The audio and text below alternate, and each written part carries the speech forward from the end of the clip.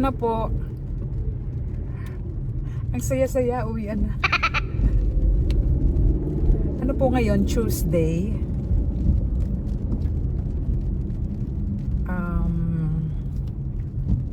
Tuesday po ngayon. Alam nyo po, winter pa rin pero ang temperature ngayon 15 degrees centigrade.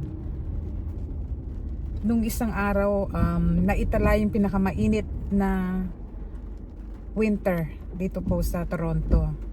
13. So medyo ano po ngayon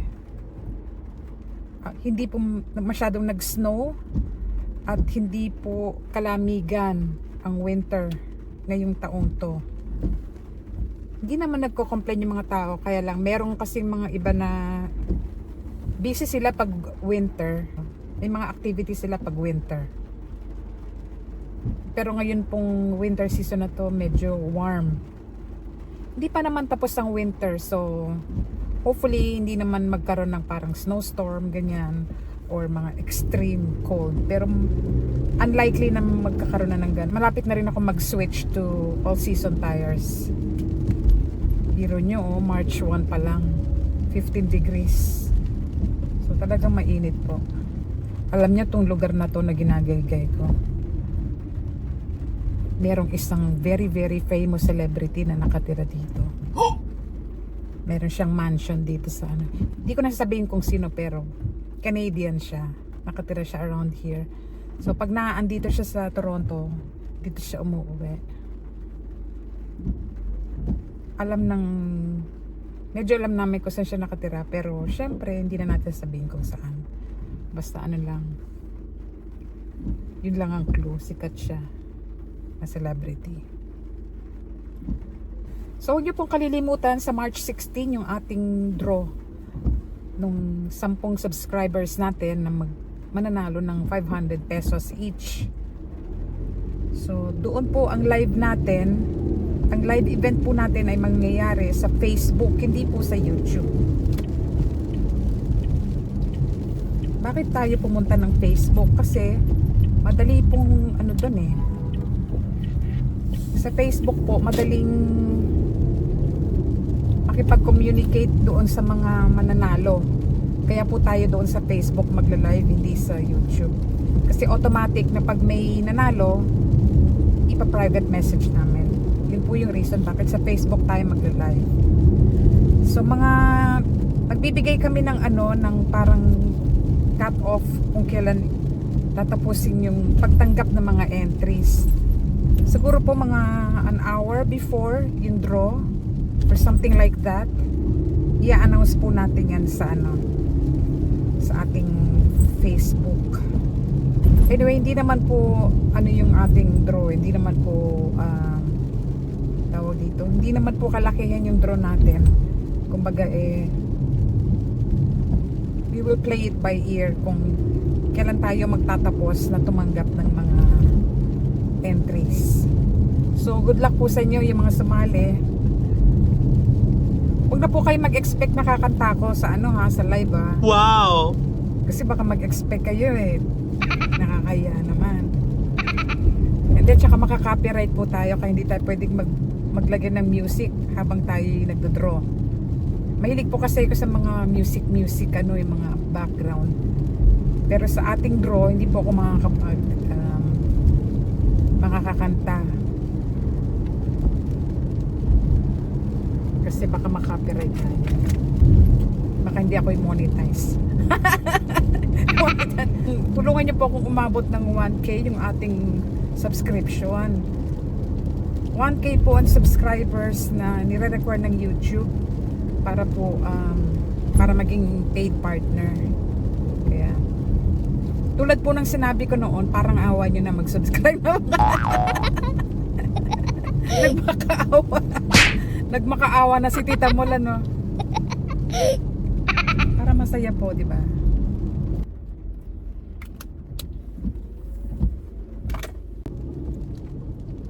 Kanina po, doon sa may arm ng parking namin doon sa office, sa building namin, merong isang medyo elderly na siya na he was trying to come out doon sa parking. hindi po siya makalabas. So, ang ginawa ko po, lumabas ako ng kotse, tinulungan ko yung matanda.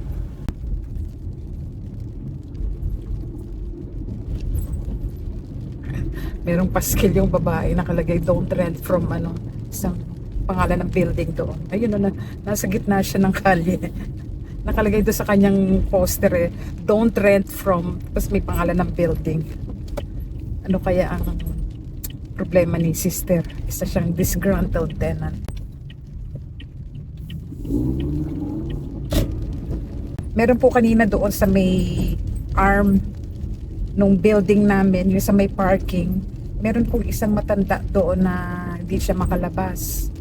Kaya nag-back up na yung aming yung pila. Struggle siya sa pagbabayad ng parking doon sa may machine. So, dinaksan ko yung boses ko, sabi ko, have you paid? Kawawa naman kasi hindi naman katandaan siguro, mga 65 ganyan. Sabi ko, have you paid? Sabi niya, no, I have not paid. So, winawagayway niya yung kanyang credit card. Hindi pa pala siya nakakakuha ng yung parang ticket ba. So, before you get that ticket, magbabayad ka muna using your credit card. Pero ang ginawa ng mama, doon siya sa may exit mismo, nagbabayad. So, tinulungan ko siya na magbayad using his credit card. Ang laki ng parking niya, $15. Hindi ko alam kung ilang oras siya doon.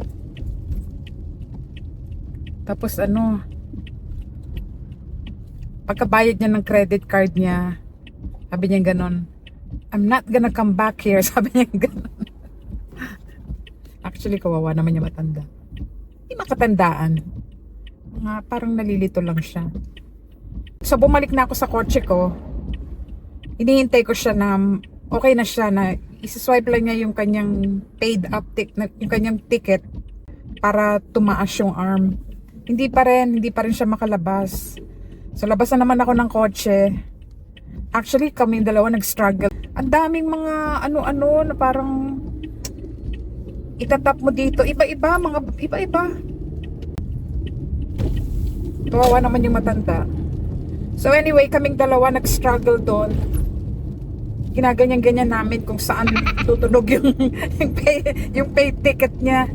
Tapos yun, finally, nabuksan yung arm. Tapos tinap ko siya doon sa balikat kasi ayaw pa niyang tumigil. Tinap ko yung balikat niya nung tumaas yung arm. Tapos nagpanic siya pagpasok niya doon sa kotse. Narinig ko nag-screech yung kotse niya siguro. Siyempre nahihiya din, di ba?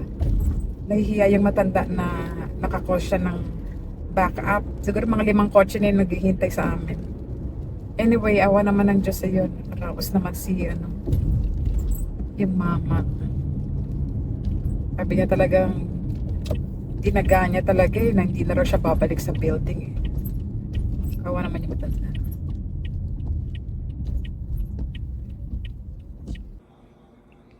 Tingnan niyo po yung pinrepair ni Isabel na supper. Favorite ko po yan, oh. Langka na may gata. Sarap yan. Gutom na ako, pero ipapakita ko sa inyo muna kung gaano siya ka-maternal. Yan, nilutuan niya sila ng meat. Ano ba to? Pork.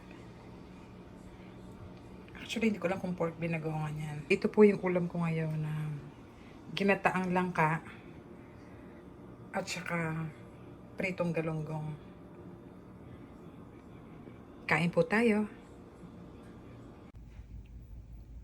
Kaninang umaga, binigay sa akin to ni Arnil, isang malaking basket siya.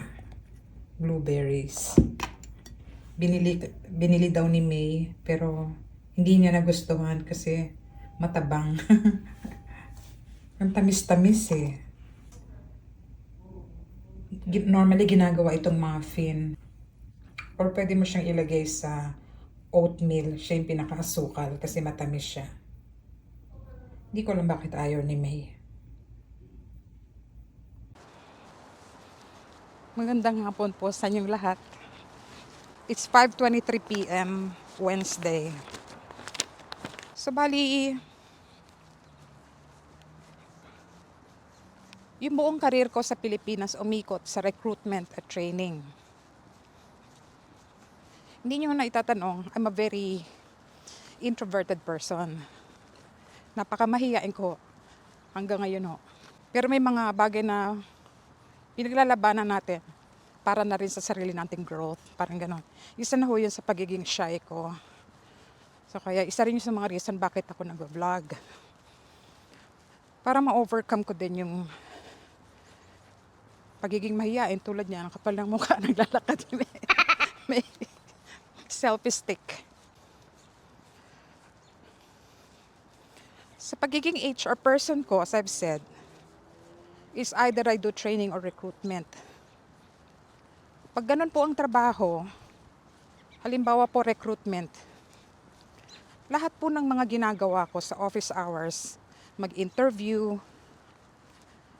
gumawa ng mga reports, ganyan, gumawa ng mga plans. Ang 50% ng trabaho ko ay nasa bahay. Doon ako gumagawa ng mga reports para pag-aaralan mo yung mga profile ng mga taong in-interview mo, then you'll make a decision kung i-hire o hindi. Sa training ho, mas matindi. Sa bahay, ginagawa mo yung lesson, yung training program, minsan talagang magdamagan. Pagdating sa work, syempre i-implement mo na. As I've said, I'm a very shy person at saka introverted. So napakalaki nung energy na ina-expend ko para ma-overcome ko yung pagiging shy or yung pagiging mahiyain sa harap ng mga tao. Meron po akong isang place of work. Right after the training session, right after the training program, kunwari 3-day training program, binibigyan kami ng parang rating, which I find challenging but also nerve-wracking kasi syempre, then and there, malalaman mo kung ano yung mga strengths and weaknesses mo.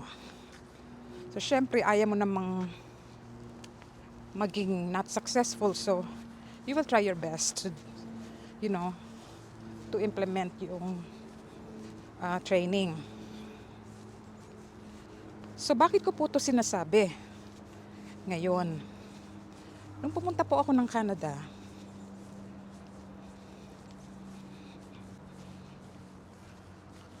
isa lang po yung naisip ko. I was so relieved na pag-uwi ko, wala po akong gagawin. Kasi magtatrabaho ako sa daycare, pag-uwi mo, wala ka nang gagawin. Napakalaking bagay po sa akin yun. Ibig sabihin, pahinga na ako. Ganon din dun sa trabaho ko ngayon. Pagkatapos ko magtrabaho, uwi na ako, yun na, that's it. Wala na akong gagawing training session or mga lesson plan, yung mga ganon. Actually sa daycare, meron pa rin akong homework eh.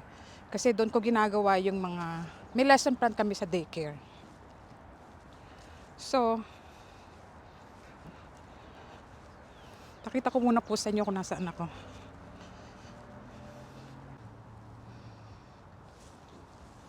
Malamig po ngayon. So, dumating na ako sa Canada. Natuwa naman ako kasi wala nga akong gagawin na after office hours. Ang pinaka-main ambition ko in coming here ay maging HR executive, like HR manager or anything that has to do with like HR or personal management. So binala kong dito po, pag gusto mo dito sa Ontario, pag gusto mong maging HR professional, may makikita ka doon sa parang qualifications na kailangan HRPA o ano ka, member. Human Resources Professional. Human Resources Professionals Association of Ontario. Nung bago ho ako dito, ang requirement lang doon is parang meron kang makatapos ka ng certificate course. Ngayon, ang requirement na ron ay nakapagtapos ka na ng degree bago ka makasali sa professional group na yon.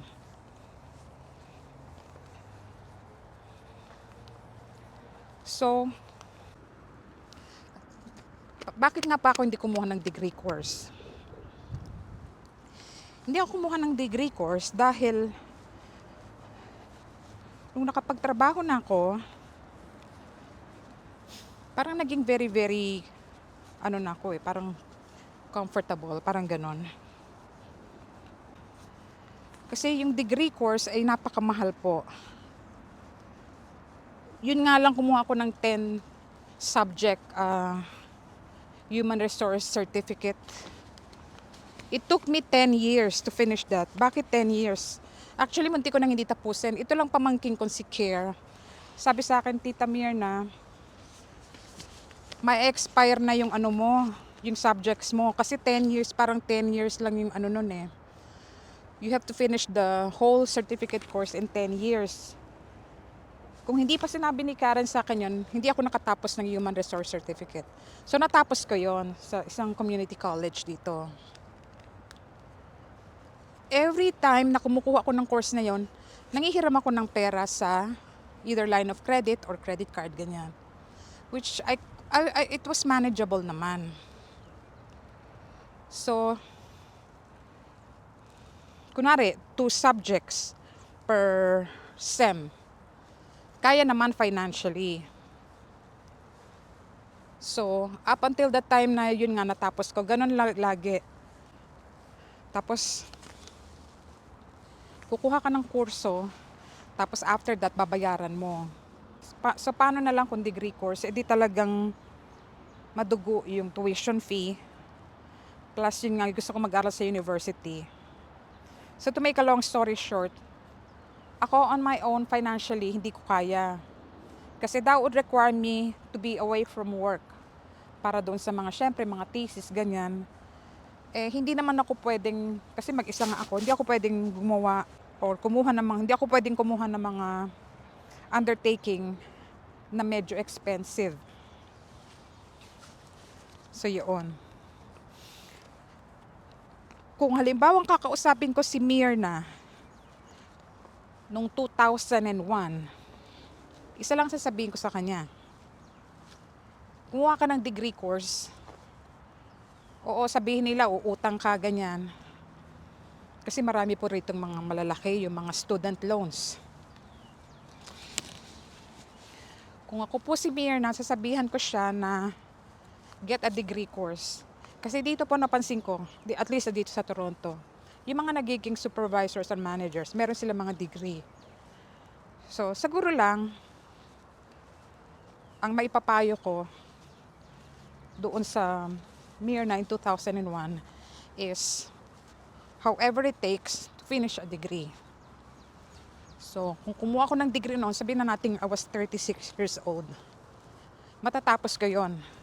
Kahit sabihin na natin mga 40 years old na ako, bago ko matatapos ko yon. Tapos saka ko na lang bubunuin yung tuition. So, yun ang dapat ginawa ko. So, unsolicited advice lang doon sa mga bagong darating na may means naman. Kung ako lang again, ako na naman. Kukuha ako ng degree. Magtatapos ako ng degree. Nung bago ako sa Canada, mga first week, tinawagan ako ng kaibigan ko from California. Yun nga lang lola nyo. Pa-uphill to pakita ko sa inyo.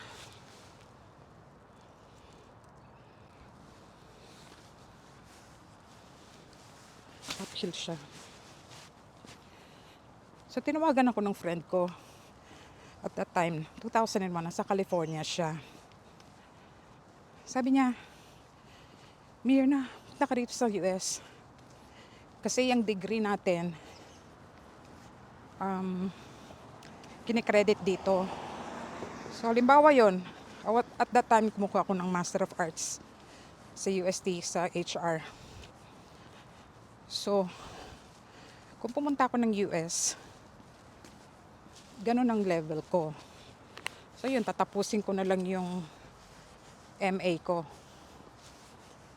As opposed to stay in Canada, hindi po ako, kasi hindi ko natapos yung MA ko, hindi ako college graduate dito.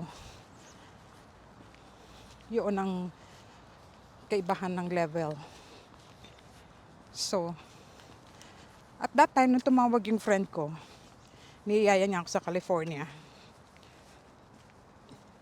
Sabi ko, alam mo, dito na ako tinanim, sabi ko. Dito na ako inilagay. So, I'm gonna grow where I'm planted. Sabi kong ganon. Lakas naman.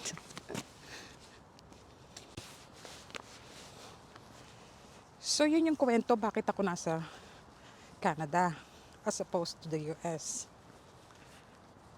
Kasi,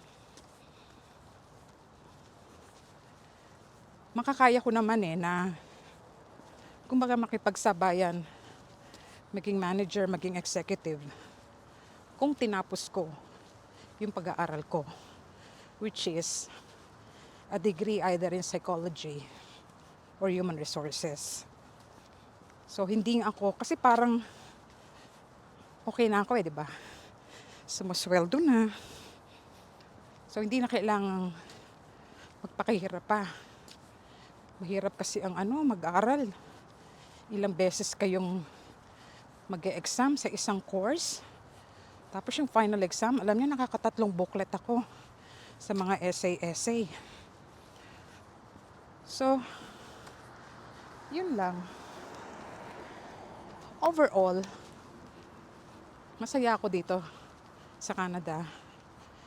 As opposed to me being anywhere else. I mean, syempre masarap pa din sa Pilipinas dahil nandun yung pamilya mo, yung pagkain na kasanayan mo nandun, lahat ng kaibigan mo, nandun sila.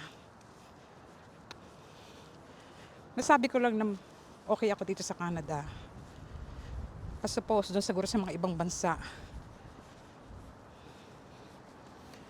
Dahil politically hindi ko naman sinasabing politically stable ang Canada or economically stable. Pero relatively, Canada is a peaceful country as opposed to other places. Magulo sila. You know, they have border problems, stuff like that.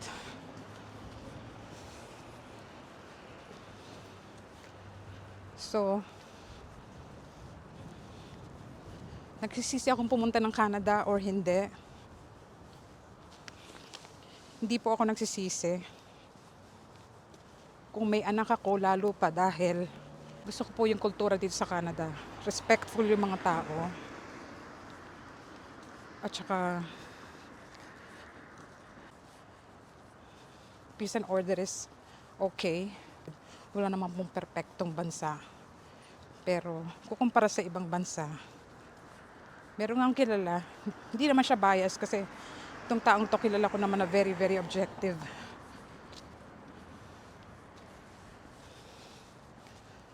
Para sa kanya, kasi Canadian siya, pinakamagandang bansa ang Canada.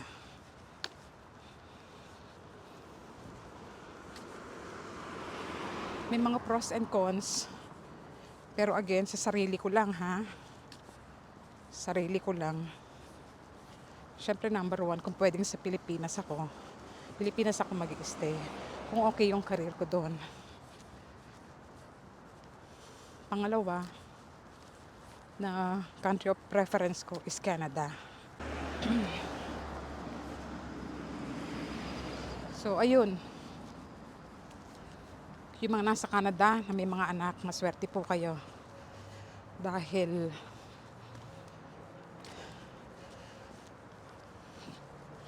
libre pong education dito at saka ma-expose yung mga anak nyo sa iba-ibang kultura na at the same time to respect other people's culture. Mataas na nga yung crime rate, di ba? Kahit saan kang pumuntang lugar. Pero relatively okay naman ang Canada.